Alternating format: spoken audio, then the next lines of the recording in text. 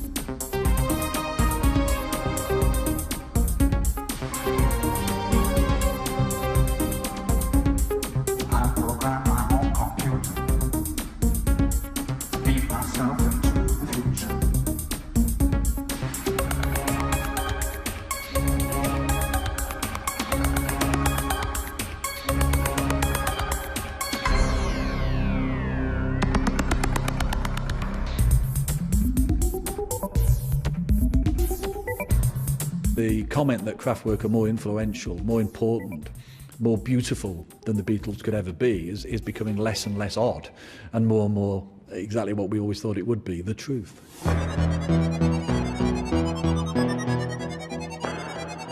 In the late 60s and early 70s, when Kraftwerk was striving to find a new artistic voice in the pop cultural vacuum of post-war Germany, few would have predicted that these reclusive Rhineland experimentalists would become one of the most influential pop groups of all time. But that is exactly what happened. Painting on a refreshingly blank canvas, they created emotional electronic music that fused commercial pop with the avant-garde, an industrial folk music with global appeal that predicted what music would sound like and the world would look like in the digital age. Unsere Generation, wir mussten halt wieder von vorne starten, und da wir irgendwie in dieser reinen Ruhr-Situation leben, ist die Musik eben statt von ländlichen Sachen mehr von Stadt und Maschinen beeinflusst und spiegelt diese Sachen wider.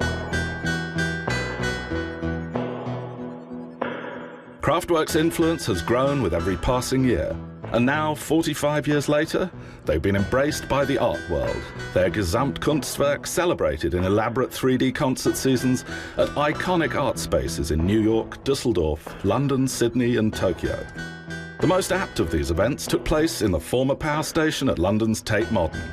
8 nights sold out in minutes, with ticket demand crashing the servers, and the public and critical hysteria confirming their status as a work of art. With over 100,000 disappointed fans stuck outside in the cold, our cameras were invited in by the group to capture world-exclusive impressions of their sensational show for this film, Kraftwerk Pop Art. Putting them in a gallery or a museum is utterly appropriate, because they are, in a way, living sculptures. They are an installation. They are an installation that involves a commentary on pop music, a commentary on show business.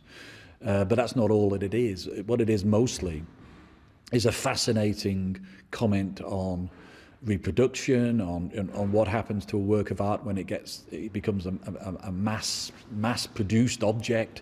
It's got all those elements in it. Just the whole aesthetic completely fits not only the space, the power station, turbine hall of Tate Modern, but they've influenced so many visual artists that we've worked with. It's sort of a consecration to actually be allowed in the inner sanctum of curated art, because it's an admission that what they do is actually timeless enough and representative enough of our culture that it should really merge with, say, visual works for the most part. The next thing that comes into the Tate Modern is Roy Lichtenstein.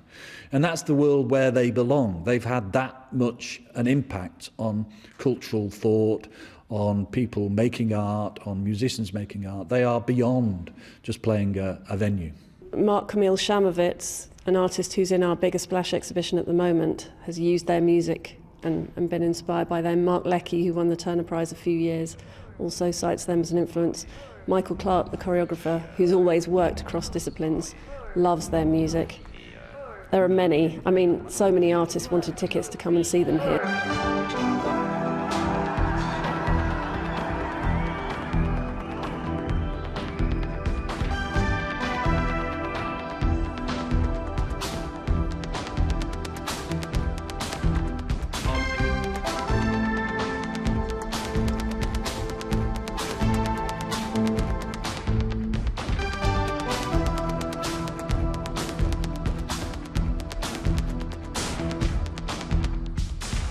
Interpol, ein deutscher Bank, FBI, Scotland Yard, CIA, KGB, control the data, memory.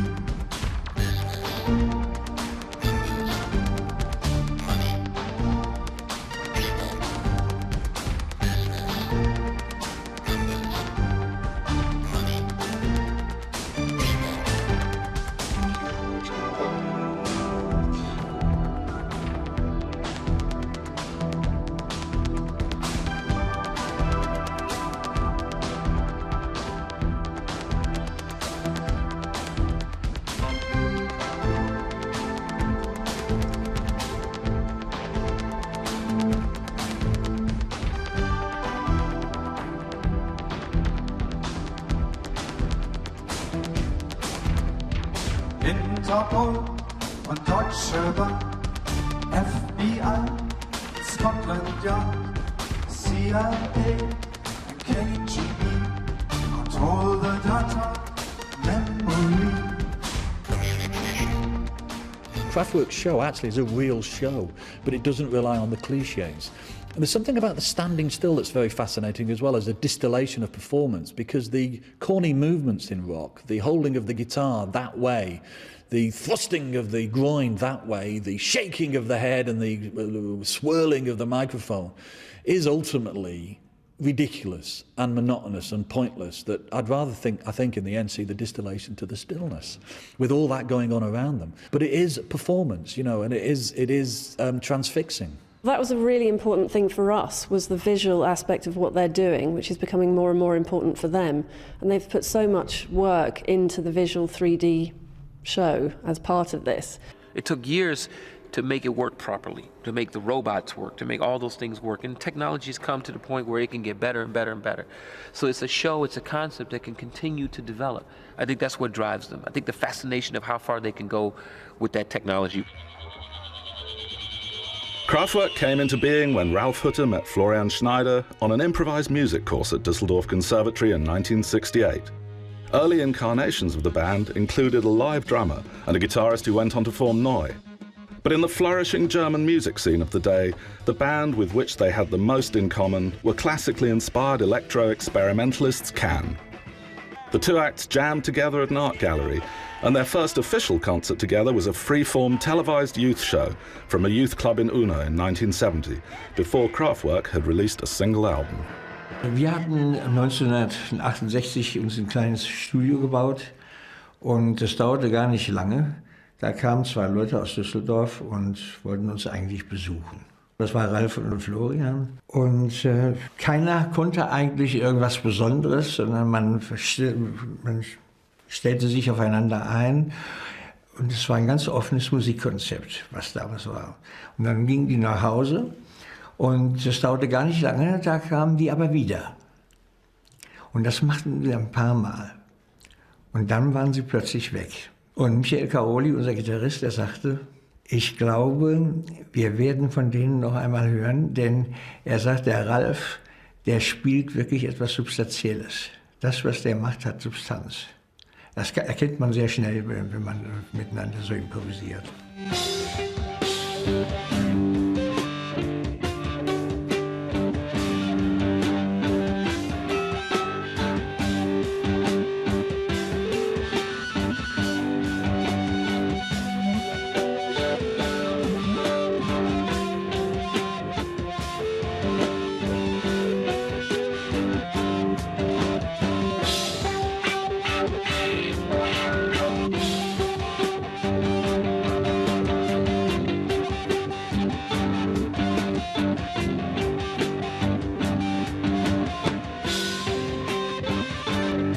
Dieser Fernsehauftritt, den wir damals machten in Unna, das hat es auch ganz deutlich gezeigt. Das Kraftwerk war hier auf einer Bühne und wir waren auf einer anderen Bühne.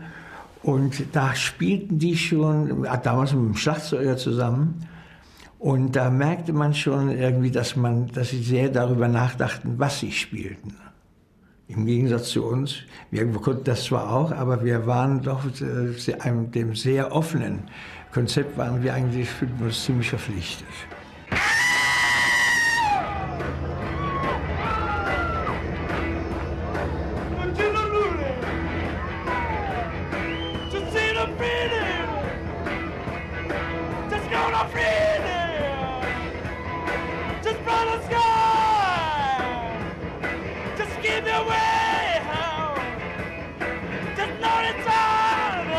The influential British rock press lumped together the many and various German bands of that era under a quirky title that gave no hint of how revered and influential many of them would be in decades to come.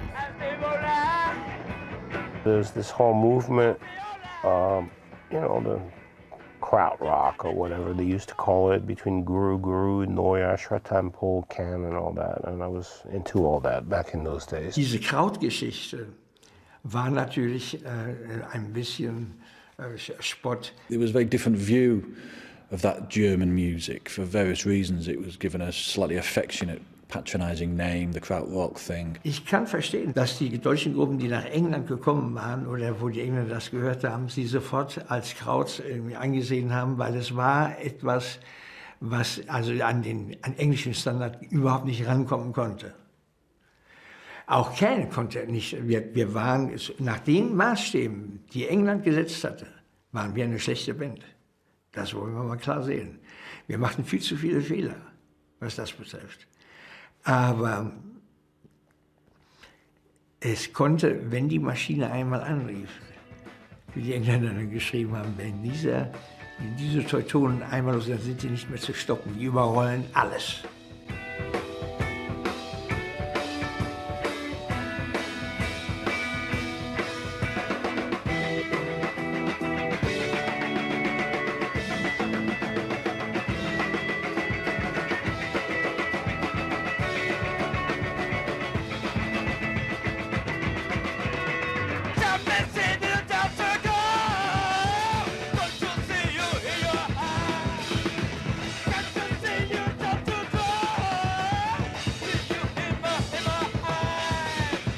They still seemed to come out of the Interstellar Overdrive end of Pink Floyd. They still seemed hippie. They still seemed not what they became. Da wurde so Musik gemacht ohne Maschinen, sondern eigentlich mit ein paar kleinen Spielsachen. Es klang fast ein bisschen nach Spielzeug. We obviously filter the whole idea of Kraftwerk now through what they've become.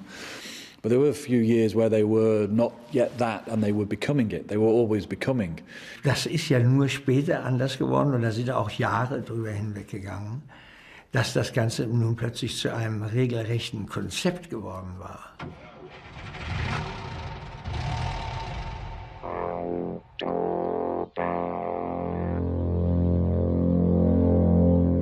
The first impact with Kraftwerk was, I guess, for me, in a way, seeing the sleeve to Autobahn, because that was a revelation in a way, because then they distill lots of things down to just a kind of impression of something and seemed suddenly very modern.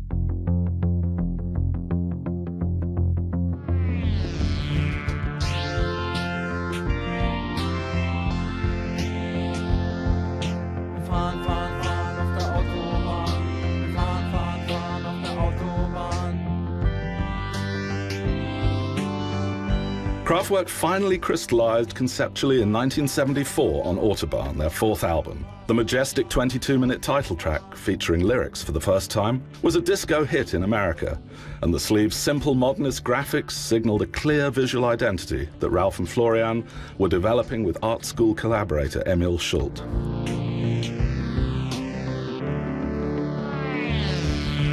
Design guru Neville Brody, now a lecturer at the Royal College of Art in London, was the most influential graphic designer of the 1980s.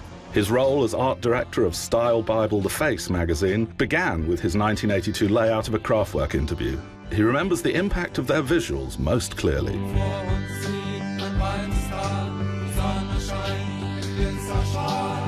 Autobahn is an interesting example where the record cover becomes something far more semiotic. It's a sign that's been transposed from one purpose to another. And it's sort of saying that pop music doesn't necessarily have to be self-referential anymore. It can look at other ideas in society. Most of their work on covers resolved around using themselves as part of their own brand image and not taking it too seriously.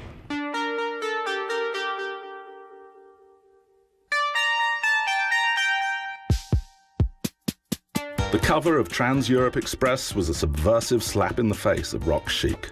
In the year of punk, Hollywood black and white glamour photos show the group in pseudo-period settings and poses, while Emil Schult's affectionately kitschy colour poster has them looking like city gents out for a Sunday lunch in a country restaurant. A Diamante music note brooch on Florian's lapel, the only indication that they are not in fact chartered accountants.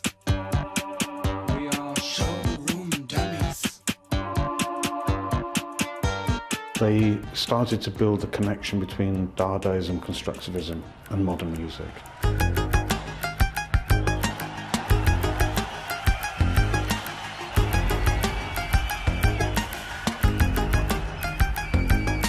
The Man Machine sleeves that Kraftwerk did was very much influenced by the look and feel of Russian constructivism.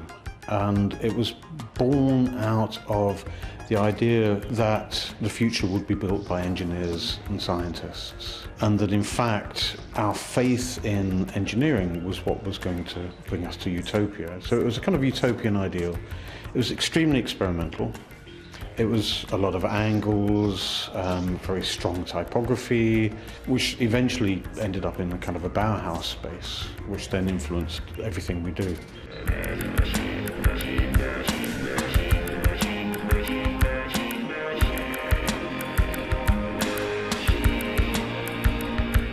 Constructivism was very engaging, it was very powerful, and the prime influence within constructivism was a man called Alexander Rodchenko. And the Kraftwerk covers at the early stages very much related to a kind of Rodchenko way of looking. So it was a kind of heroic workers' ethic. The workers were also going to help build the future. Strong use of red and black, which were, of course, the communist colours. Red and black were also the colours of a lot of fascistic movements within the 20th century. So Kraftwerk were playing on that middle ground, to be honest. You know, where does heroics become self-defeating? So something that's democratic becomes dictatorial.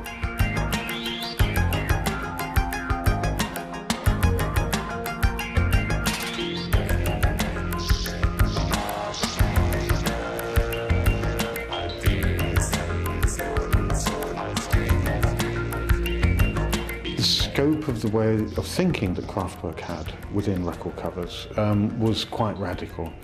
Actually led, I think, to a lot of certainly the early punk covers and the early new wave covers. Factory Records were clearly influenced by this, as was the early work of Malcolm Garrett. So you have Autobahn as this very simplistic statement. And Autobahn was radical at the time. There was no other record covers like this.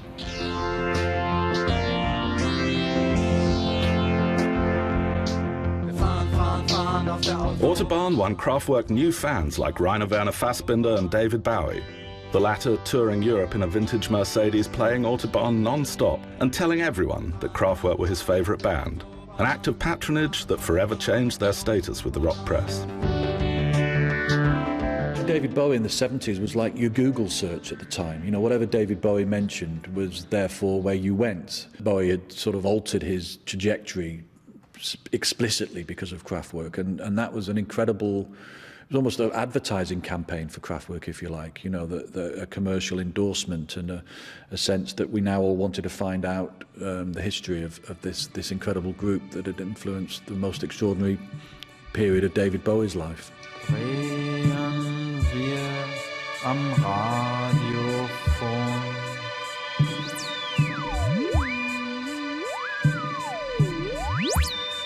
Vernehmen wir den Sendeton.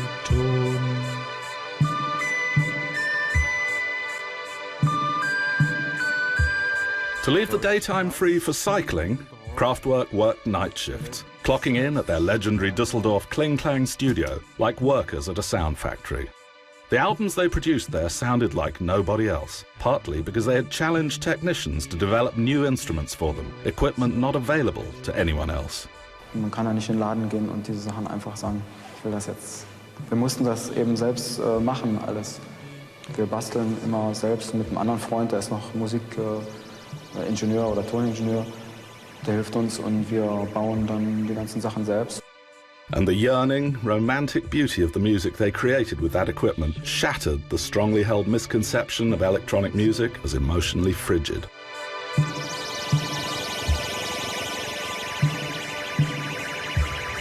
Ideologically, the wood of the blues and therefore rock was where authenticity lay.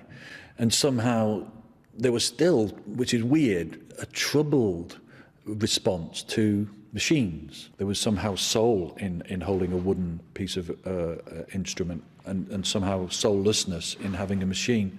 But I always felt that it was almost the opposite, and that it emphasized and framed and illuminated the soul that was in Kraftwerk, that tenderness, that real humanity, because they were prepared to deal with machines and use machines to distribute their ideas and information. They were extraordinary geniuses at melody.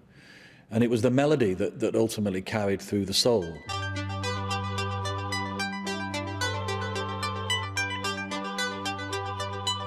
Kraftwerk weren't the first, but we consider them to be the first to understand the potential of electronic machines and the studio itself and the combination of the two things to really create popular music. And of course, everything that happens since Kraftwerk has been a continuation of that. You take, say, their closest rivals in terms of iconic presence, we would say, the Beatles. Well, the Beatles don't really influence anything. The Beatles influence Elton John and George Michael and Take That and, you know, maybe ELO at a pinch, but they don't really influence anything. It was almost like that was a juddering halt already to an extent.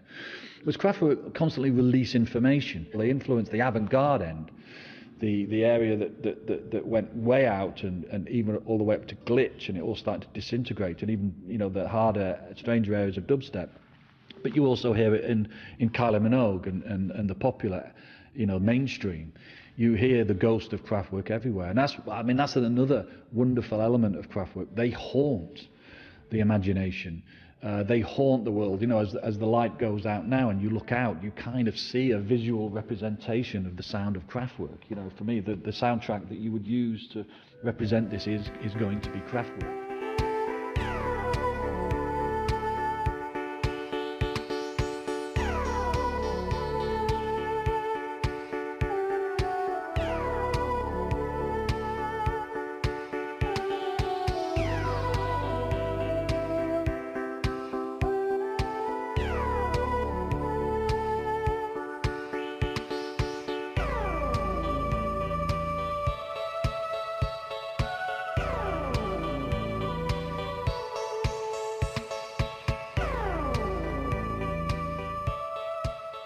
Kraftwerk's nerdy commitment to freshness meant they'd produce some wonderful sounds. Kraftwerk were the poets of that in a way, exquisite novelty in what sound could do and be, and how seductive it could be.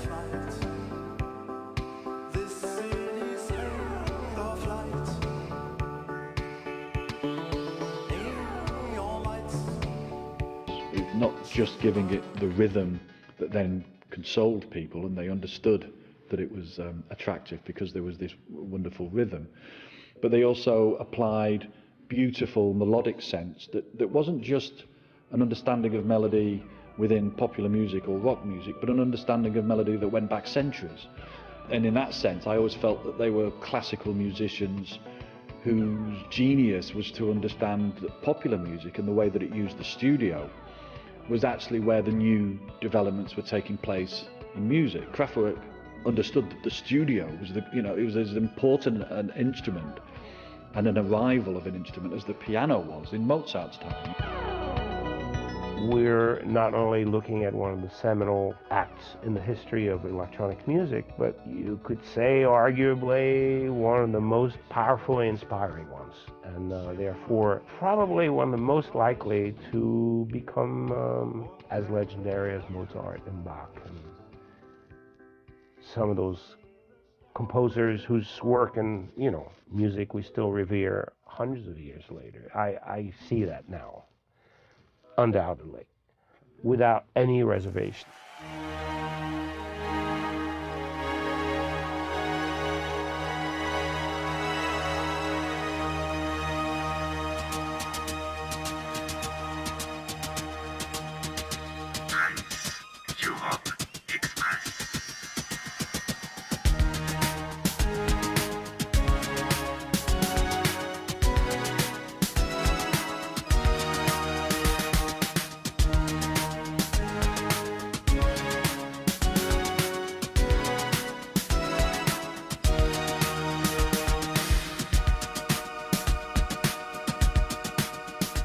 Trans-Europe Express, a mighty groove that emerged from a jam session like a train crashing through the studio, saw the percussive hardening of their sound and became a pivotal record in the birth of DJ culture.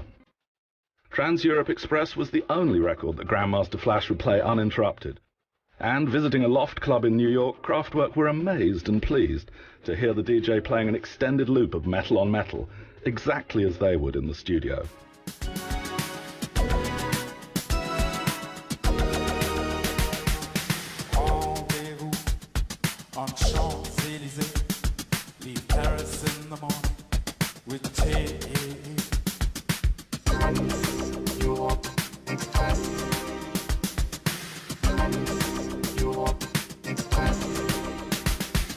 Soon their unique sounds began to resurface dismembered and out of context all over the place, forming a recurrent theme in every regional black American dance scene from DC go-go to Detroit techno, until eventually these stiff Germans became the most improbably influential white act in the history of dance music.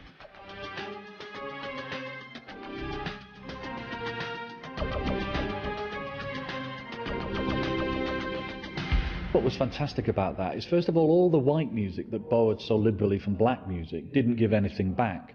Kraftwerk sort of have basically, on behalf of the entire white world, handed back some of the debt that is owed to, black music, giving so much that white music nicked. Rock and roll and everything that came nicked so much. And it was a dreadful form of cultural colonization. And Kraftwerk, in a sort of rather sweet liberal way, have basically given back.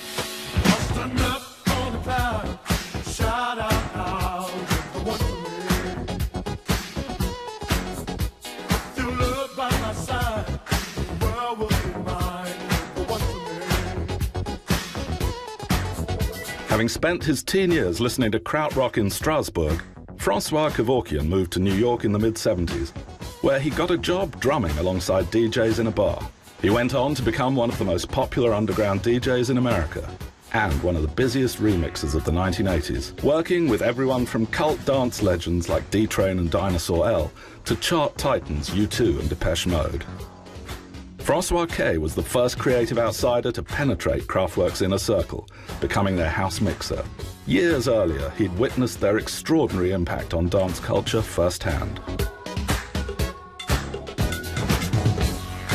I think the amazing thing about Kraftwerk is how multicultural they are, how easily all that music translated to black audiences. Like they just got it like that. Those in New York that started to hear these strange records coming over from Germany in the mid-70s probably saw their city and heard their city in this music as much as any other music they were listening to. Because it was so beautifully rigid and repetitive, it was so wonderfully rhythmic. and the idea that you could replace the drummer with the machine, but the machine would give you this incredible insight into the mobility of funk. It was that stiff that was funky. It was like a linear, you know, like it was almost like a EKG, you know, for the hospital. It was like da, then it would bing, then bing bing bing, ding bing dunk bing bang bang bang, and it was like that shit is cool. It was so clean, it was so exact and so perfect that it had to be funky. And to see these dudes, these straight-laced white dudes, you know, wearing these ties and these green shirts and green pants and this whole androgynous look, it was stiff, but it was funky. It was just enough of this in the middle of this to make it work. Trans-Europe Express was so funky. Oh, just like in a big sound system and all that, and that metal sounds and all. It was just like bugged out. Like people were like, "Yo, man, I'm tripping. What's this?"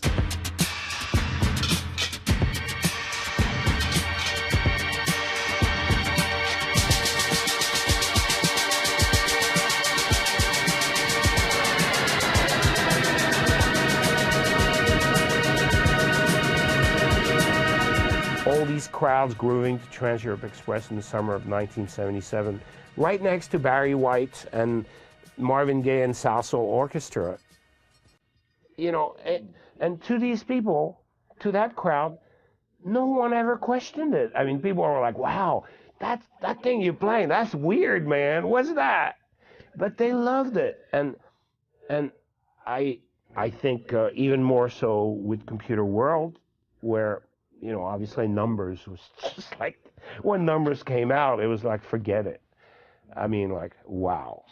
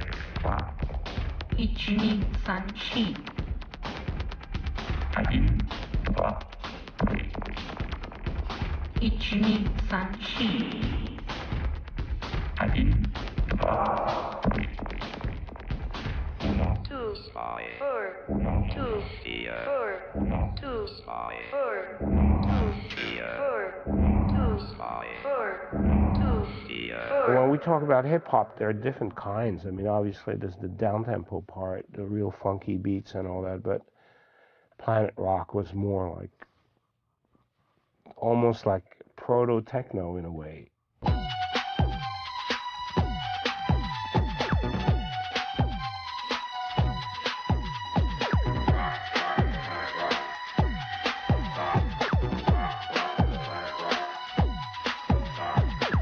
On his groundbreaking hip-hop hits, Planet Rock, Looking for the Perfect Beat and Renegades of Funk, Afrika Bambaataa fused beats from Trans-Europe Express and Numbers so prominently that Kraftwerk ended up receiving royalties.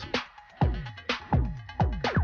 was obviously something Arthur Baker and John Roby did as a production team. I think that was a bit of a genius move on their part, because they kind of like took these two very strong elements and made it into something that was just so irresistible. I guess history, you know, validated that particular record as being one that sort of helped start the whole electro movement.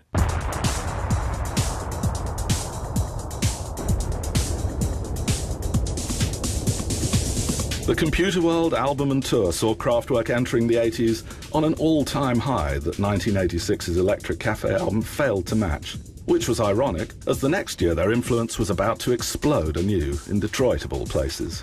A cadre of Kraftwerk crazy producers known as the Belleville Three, Derek May, Juan Atkins and Kevin Saunderson, were busy perfecting a new world-beating genre that would soon become known as techno.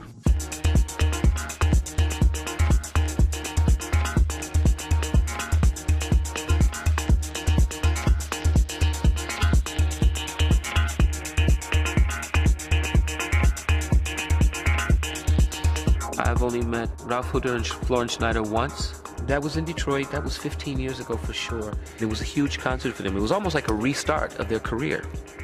And they were very happy to come there. And they sold out a venue that holds 7,000 people. It was an amazing show. It was an amazing moment. The energy was incredible. It wasn't just intellectual heads that were there to hear them play. It was kids. This was incredible for them because they were playing to like fans, people that were just like loving the music, and they were screaming and making noise. And this was, I think, a very important show for them.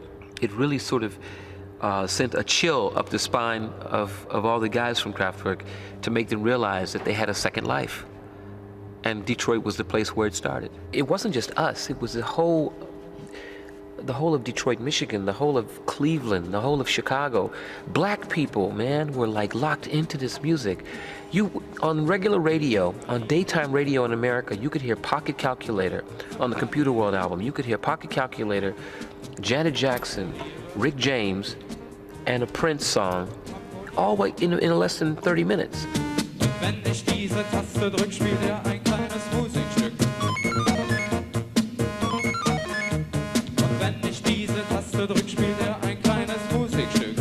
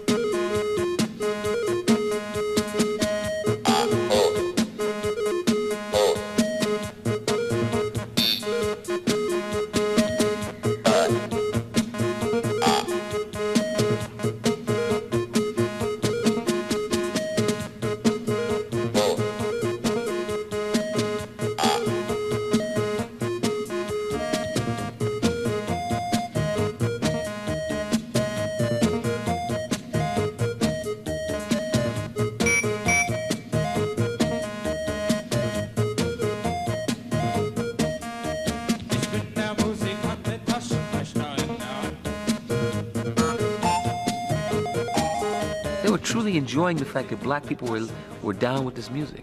Even George Clinton was digging it. You know, I mean, come on, man. You got the blackest of black men Loving this shit in the middle of Detroit, Michigan. This was incredible. They're more than techno music. They are creators of a genre that had no name up until we came along. Up until then, it was just amazing electronic music from these guys. And I really wish they were not part of techno music. For them, I wish that they didn't have to be part of that. Because a lot of techno music is shitty. A lot of the guys making it don't deserve to have their names attached to Kraftwerk.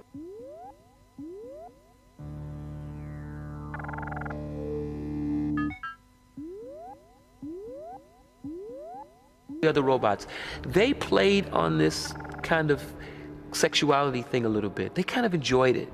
We Are the Robots was definitely their sort of stepping out moment as a creative, androgynous group. Nobody knew for sure if these guys were gay or straight, and I think they really enjoyed that.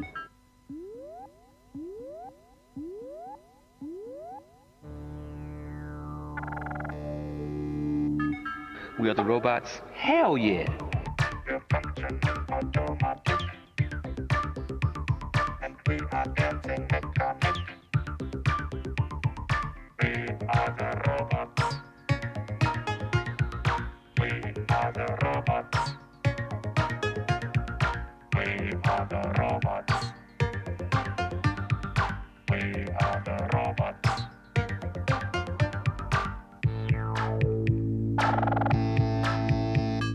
Я твой слуга, я твой работник. Я твой слуга, я твой работник.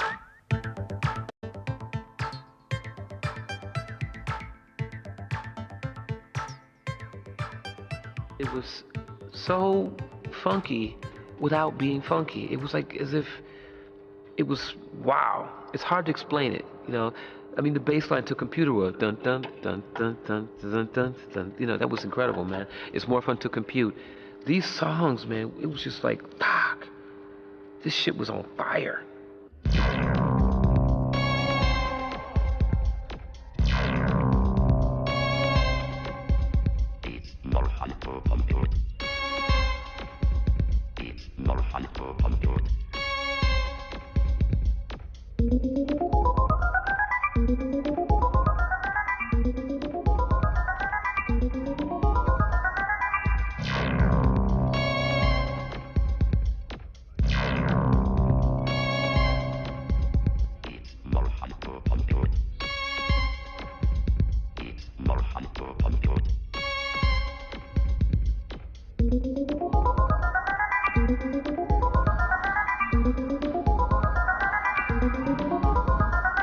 Computer World was the album when they knew they could do everything they wanted to do. Everything they dreamed of doing, they finally could do it.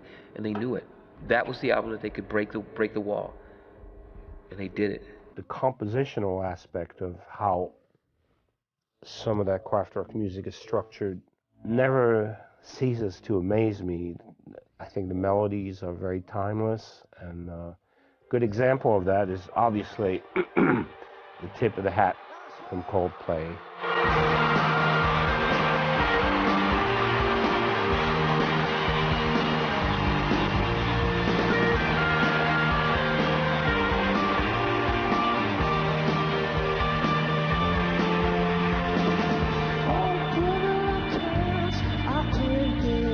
They were very big fans of the band's melodies, and when they did that song, it was definitely a tribute, a tip of the hat, or a way of saying, wow, we love you so much.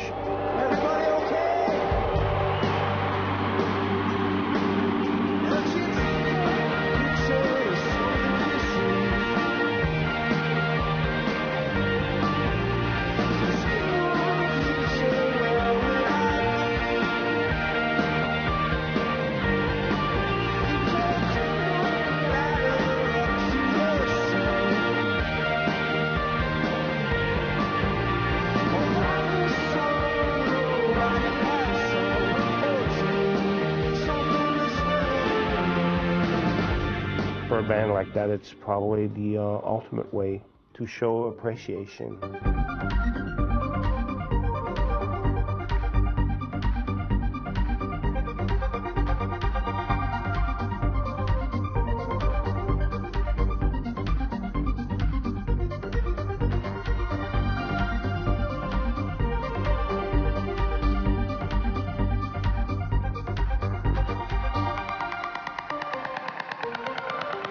Another lonely night, lonely night.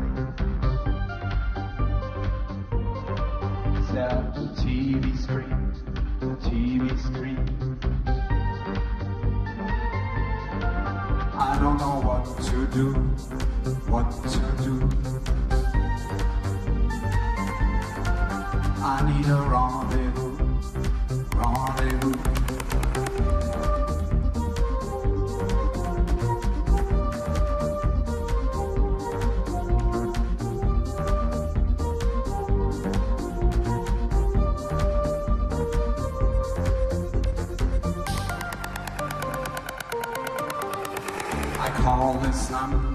I call this number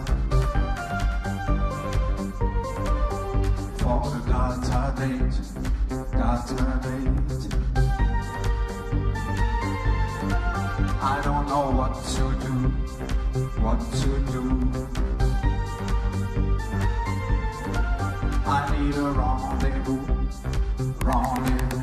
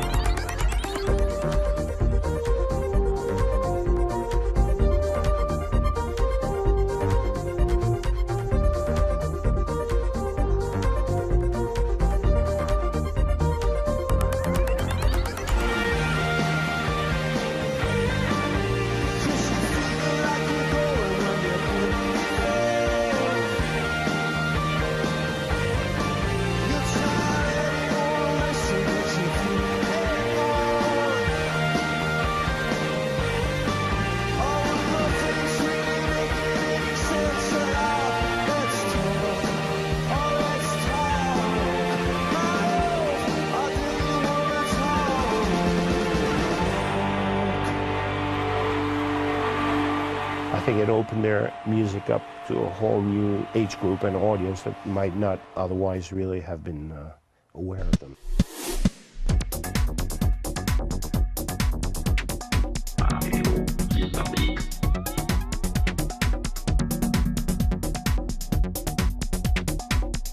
Being aware of Kraftwerk does not mean, however, that this new generation of fans had it any easier getting tickets to the Tate Modern concerts. With 9 out of 10 applicants disappointed, young devotees organised a midweek Kraftwerk party in fashionable Bethnal Green to coincide with the group's shows.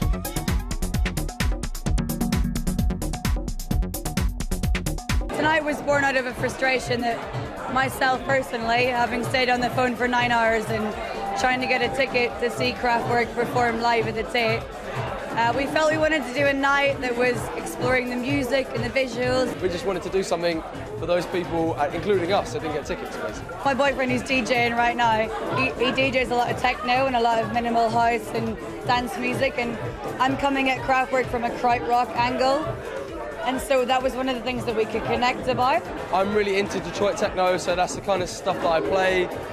And I kind of rediscovered Kraftwerk. They're used on a lot of influential tracks that people will find again and again, no matter how old they are or what sort of music they listen to. So they're constantly going to be rediscovered, and they still feel new, even though they've been around for 40 years now.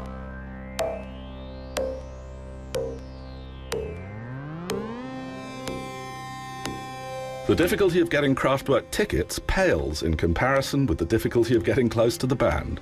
Regarding themselves as simple workers in the sound factory, they rejected the cult of personality from day one and are mystified by the public's fascination with their private lives.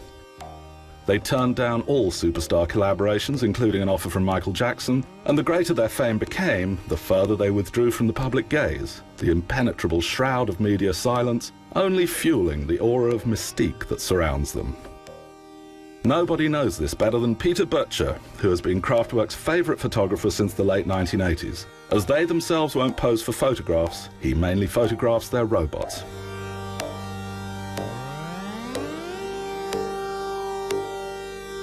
Bei Kraftwerk geht es nicht um die Person, es geht um das Werk. Und die Roboter, die ich fotografiert habe, sind quasi Stellvertreter für das Gesamtkunstwerk von Kraftwerk. They were careful enough never to put themselves in a position where they were being held prisoner by the media. They decided when they wanted the media to be their prisoner. They decided when they wanted to make the industry bow to them. It's a really important thing, especially in today's age of like everybody being on Twitter and Facebook and sharing like every detail of their private life. I went to the toilet 2 minutes ago and now I'm gonna go wash my feet. I think I'll go eat some spaghetti next and maybe I'll go to the movies. As if that's really important, as if your life is really so important, other people just need to know every move about it. When you look at the timeline of like people like Mozart and classical composers and all that, what's left of them is that, the music, their compositions, the things that they created, and the rest is just trivial.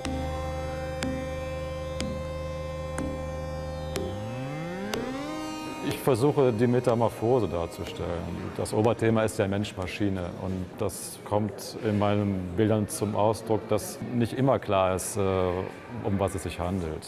Und es gibt auch ein Bild in der Ausstellung, das in Manchester fotografiert worden ist, wo die Verschmelzung von Mensch und Maschine tatsächlich in der Jetztzeit angekommen ist. Also die Zuschauer rezipieren das Konzert nicht mehr selbst, sondern sie schauen in den Bildschirm ihrer Smartphones und filmen das. Das ist für mich Mensch-Maschine in Vollendung.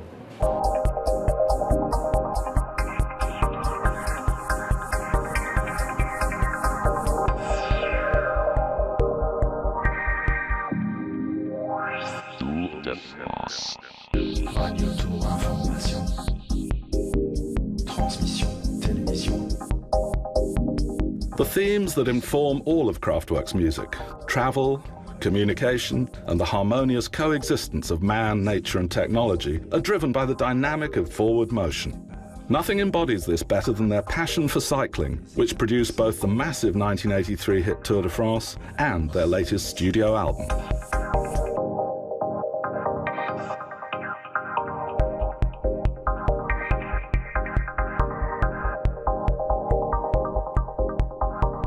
They were the embodiment of the emotion and motion of the 20th century, distilling it into these wonderful little almost electronic haikus. I always think of them as historians in a way, and the tracking of what happened in the 20th century in terms of it being about speed, movement, technology, the relationship between humans and machines, which was becoming more and more of a problem.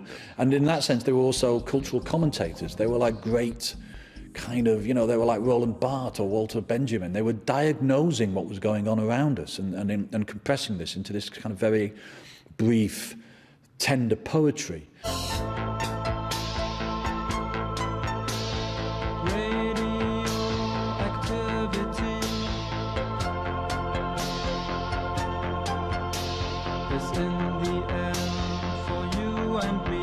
Launching in the age of glam rock and hippies with short hair, suits, German vocals and industrial chic, Kraftwerk's styling was always provocatively radical. But nothing ruffled feathers in left-wing Europe like the Computer World album, which, when home computers were unheard of, made the tools of state oppression sing.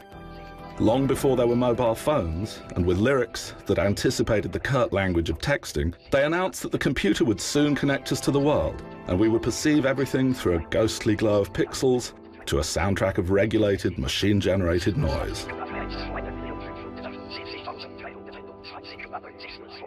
Kraftwerk were aware, in a way, of a future that has led us to Google and Apple and Facebook and Twitter.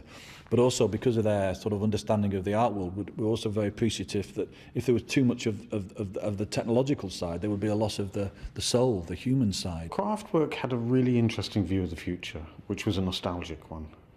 And they always used the past expressions of hope, which had become defunct, as their main language. We're now embedded in a sort of future that they appeared to predict. They weren't specifically right about the details, and to some extent they were imagining the 1950s or the 1920s as much as anything else.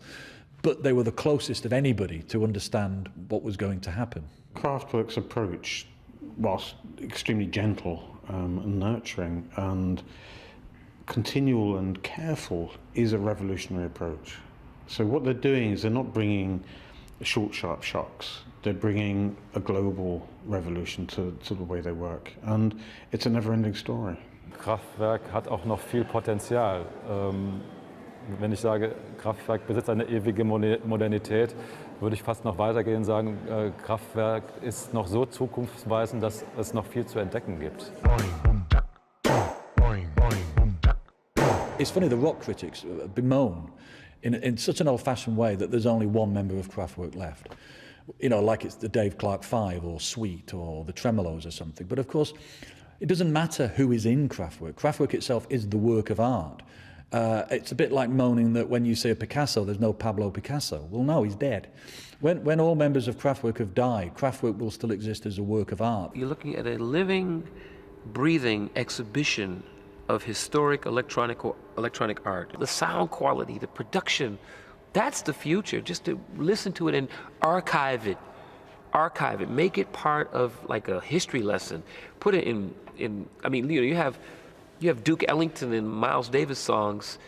Put it right next to that. Disco and Kraftwerk almost put them together, and you've got a whole history of music ever since the mid-70s. I still remember the first time I heard Trans-Europe Express, the first time I heard I Feel Love, Donna Summer. There was no turning back. I mean, once you've heard this, and you compare it to all the other stuff, you just go, okay, party over, it's done, they won. But those of us who were fans, who attached ourselves loyally to the colours of Kraftwerk in the 70s and 80s, have also been proved right in our taste. You know, we were right. Myself, I'd like to say thank you very much to Kraftwerk. That's my words.